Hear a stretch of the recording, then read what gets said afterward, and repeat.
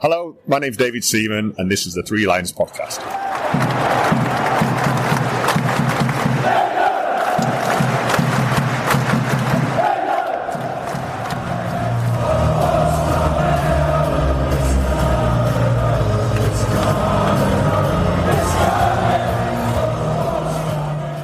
Hello and welcome to the Three Lions Podcast. My name is Russell Osborne and this is an independent England football supporters podcast. I hope I find you well. I hope you've found some of the recent episodes of interest. Don't forget, they are all available at your podcast provider of choice or threelionspodcast.com. Now, I know earlier in the year I'd done a Valentine's episode. It was just a bit of fun. But I was taking a look at the calendar a while back and I saw that Halloween was approaching. I have to say, it's not something I'd usually celebrate. But I thought, well, let's make an exception. I saw that it falls on a Thursday, the day I generally release episodes. So that's the way my mind works. How can I shoehorn in an episode about it? And here we are. I'm not sure if I actually found out what I was originally looking for on the calendar. Can't have been that important. Before I crack on with this episode, just a quick reminder that you can follow the show on social media. Just search Three Lions Podcasts on the likes of Twitter, Facebook, Instagram. Always happy to have a chat. Or you can email as well, threelionspodcast@gmail.com. And also, if you'd like to support the show, there is the Ko-fi account. All goes towards the monthly hosting of it. I upload the podcast to a podcast server provider who then push it out to the likes of iTunes, YouTube, Spotify, basically wherever you consume it. That costs me a monthly fee. I like it. The podcast is a hobby, but should you want to contribute to it in any way, I would be more than grateful. Just head to ko-fi.com/Three Lions Podcast. ko-fi.com/Three Lions Podcast. Right, let's see if I can find some spooky music. Basically, if you say Halloween to someone, chances are they'll think of the Americanized trick or treat that has turned into the over-commercialised day for supermarkets to sell any old rubbish for, basically. However, depending on what you read, it's a day that goes back to the 6th century, when I'm pretty sure Tesco and the like weren't selling plastic skeletons or rubber sweets, calling them candy. It's also known as All Hallows Eve or All Saints Eve. Basically, it's a Christian or pagan celebration to remember the dead, including saints or martyrs. So there we are. I mean, how am I going to make an episode out of this? Well, let's start with football-related birthdays. And I'd have to say there are a couple of good ones. There's a couple England-related. Let's start with Marcus Rashford. Happy birthday to all of them, by the way. Born this day, 1997, in Wythenshawe, in Greater Manchester. Now, after appearances for England at under 16, under 18, under 20s, he made his senior England debut on the 29th of May 2016 against Australia at Sunderland Stadium of Light. And 2 minutes in, he's joined a select club of scoring on their debut. Rashford, Sterling England got plenty of pace. Oh my goodness! Marcus Rashford. Inside 2.5 minutes, the dream continues for the teenager. And the ball comes into him, knows it just round the corner. Just stands still to start with, but the ball falls really nice for him, and with his laces he hits right through the back of the ball. It's good technique from him. There's the link-up play. He's looking for the cutback, but it comes off the defender. It's hardly a straightforward chance, is it, taking it on the volley? Gets it absolutely right. keeps it down, hits through the back of the ball, beats the goalkeeper at the near post. What a start for the youngster, and what another good start for England. Rashford, a player to this day, has won 60 England caps and scored 17 goals. 3 of those at the Qatar World Cup. You could say it's maybe not the best return for 60 England caps. He looked to be a real prospect, both for England and his club, Manchester United. But his form seems to have sort of spiralled away.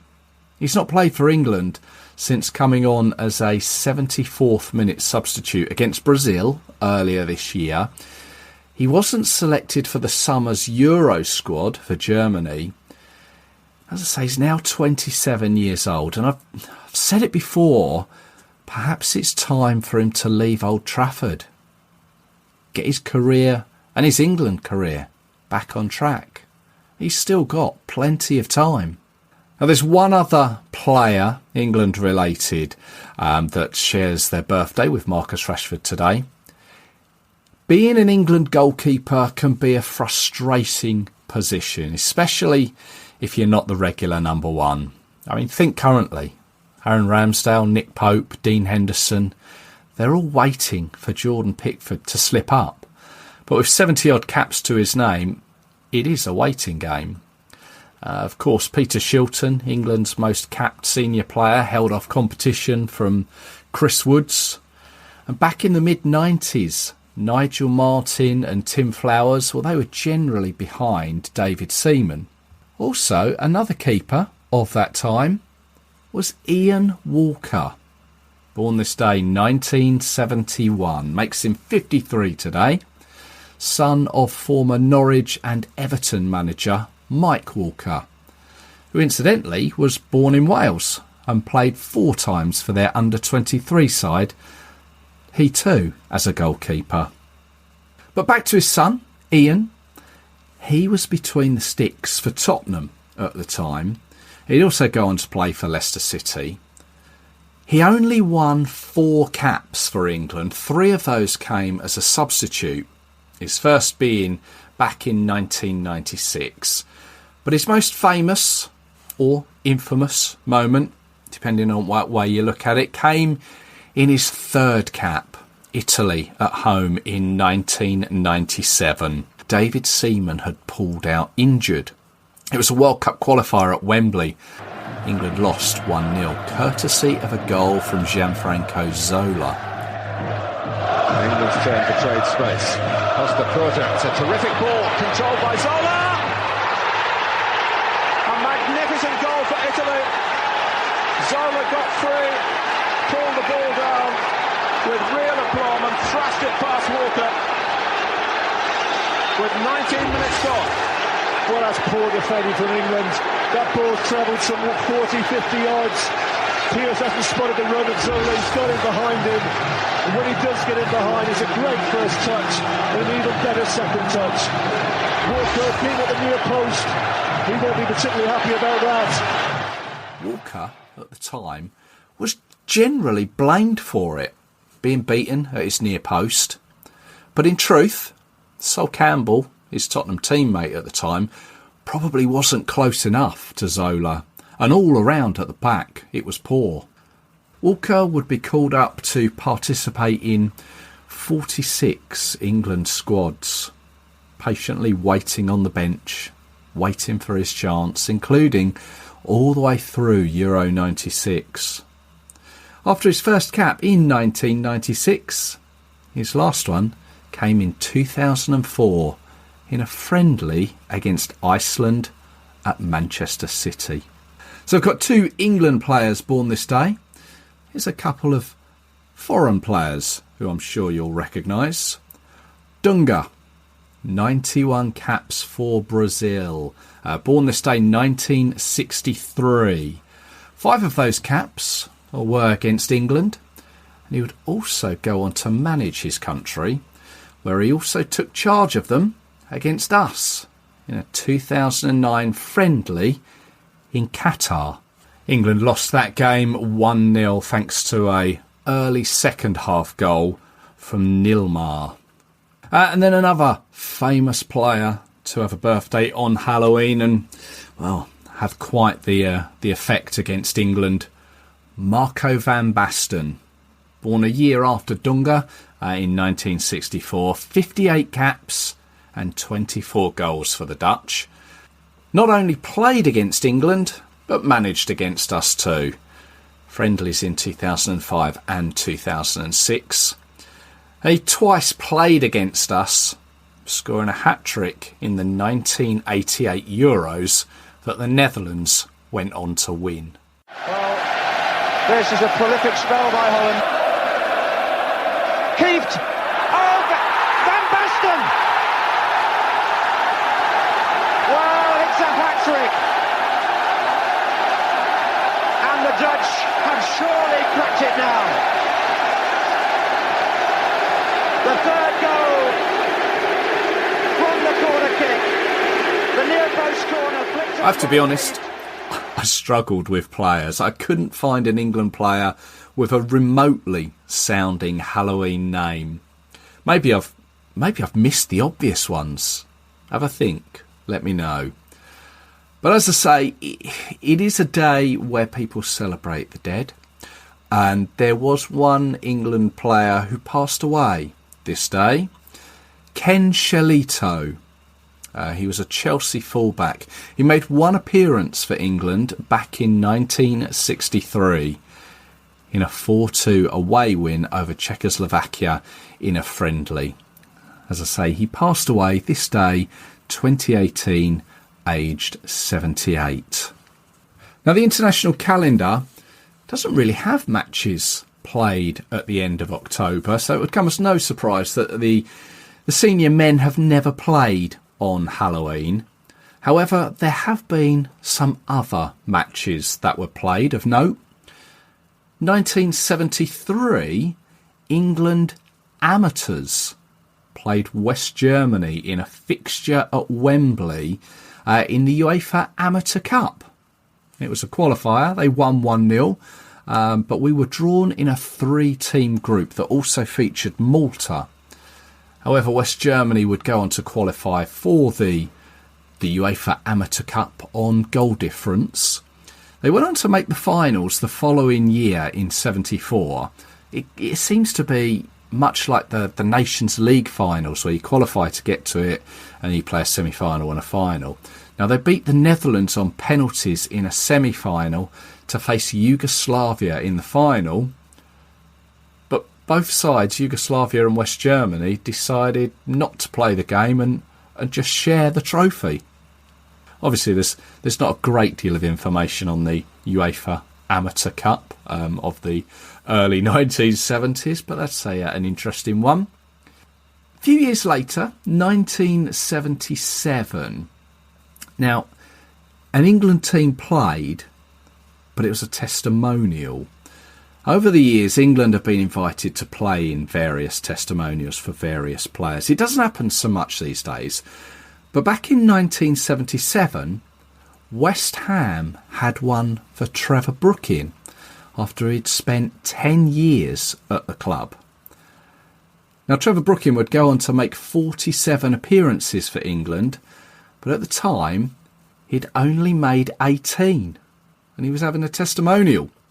Now, I've done some research for this particular episode using England Football Online and England Stats, both great websites that I'd highly recommend you go and have a look at if you want to research more about the England national team. But this is taken from England Football Online about Trevor Brooking's testimonial. England were playing Italy in a crucial World Cup qualifier at Wembley just over 2 weeks later, but there were multiple withdrawals prior to the game. Sound familiar? Including Curry, Francis, Hoddle, McDonald, Parks and Shilton. And for this game, manager Ron Greenwood was left to field a mainly London-based team with just 4 full internationals, including West Ham's Frank Lampard. That's Frank Lampard Sr. Apparently, Geoff Hurst, who by this time had retired from the game, came on for the second half for his old club, West Ham.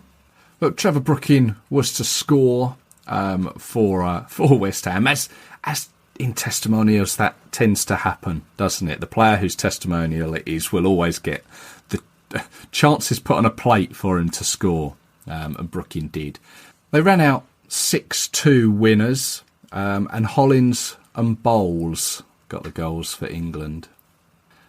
Now, there have been numerous youth level games played on this date, notably under 16s and under 17s, but there have also been a couple of Lionesses games played on Halloween.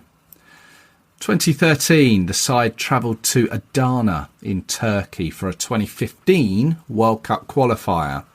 They won 4-0 thanks to goals from Eni Aluko, Farrell Williams, Tony Duggan and Jordan Nobbs. This was the last game under the caretaker management of Brent Hills. Mark Sampson would be appointed a month later, and England would qualify for the finals and finish third in Canada. And then in 2023, in a Nations League match, the women travelled to Belgium and lost 3-2. The way the match panned out is probably the only excuse to really use the phrase nightmare performance. Of course, it's not just the Lionesses who have had those nightmares. The senior men have had their fair share in recent times. I guess the obvious one to start with is, Iceland, Euro 2016. Nightmare. David Beckham getting sent off against the Argies in the 98 World Cup. Nightmare. Penalty shootouts, that for a while seemed to be a reoccurring one. Nightmare. Frank Lampard's shot against Germany in the South Africa World Cup clearly crossed the line, wasn't given. Absolute nightmare, that one. Adam Crozier, a name a few older fans will recognise. Well, he was the FA's chief executive and was one of the main men responsible for bringing in Sven-Göran Eriksson, England's first foreign manager. Crozier is actually Scottish. He was formerly of Saatchi & Saatchi. Crozier, that is, not Eriksson. He came from Lazio. Saatchi & Saatchi are a large advertising company. Well, it was this day, 2002, that Crozier left the FA and moved to the Royal Mail. I don't know if that was on a Bosman or if there was a fee included. This is where some of you may have heard of him, because he was there when the post office scandal occurred. He recently took to the stand to say, under oath, that he was not aware of the tragic situation for post office sub-postmasters and their families during my time at Royal Mail. Of course, Halloween is pitched as being that scary time of year, and I'm going to go a little tenuous here, but following his retirement from the game, World Cup winner Ray Wilson, well, he became an undertaker. Ray Wilson was the 790th player to play for England. He won 63 caps as our left back, and he played mainly for Huddersfield Town and Everton. Now, he made his debut for England in 1960 against Scotland and was an ever-present throughout our 66 winning World Cup campaign. And he made his final appearance in 1968 against the USSR in Rome in a Euro 1968 third-place playoff match. But shortly after that, he would suffer a knee injury that would end his career. And unlike many of his peers, who either stayed in the game or took on pubs, he began an undertaker's business in Huddersfield with his father-in-law, which he ran until 1997. Don't hear of many ex-footballers these days doing that, do you? He was diagnosed with Alzheimer's disease in 2004, possibly brought on by the heading of the old heavier balls used in his day. And sadly, he passed away from it in May 2018. But he remains one of a select group of players to have won a trophy for England. So there we have it, the Halloween episode. Whether you celebrate it or not, whether you lock the door and hide behind the sofa, or embrace it all by watching a scary movie, it's your call. I'll leave it there. Thank you very much for listening. As we move into November, England's men round off their Nations League campaign with a home match against the Republic of Ireland, followed by a trip to Athens to face Greece. I'll be having a preview to those games at some point soon, so stay subscribed and you'll not miss it. So until then, take care of yourselves. Cheers.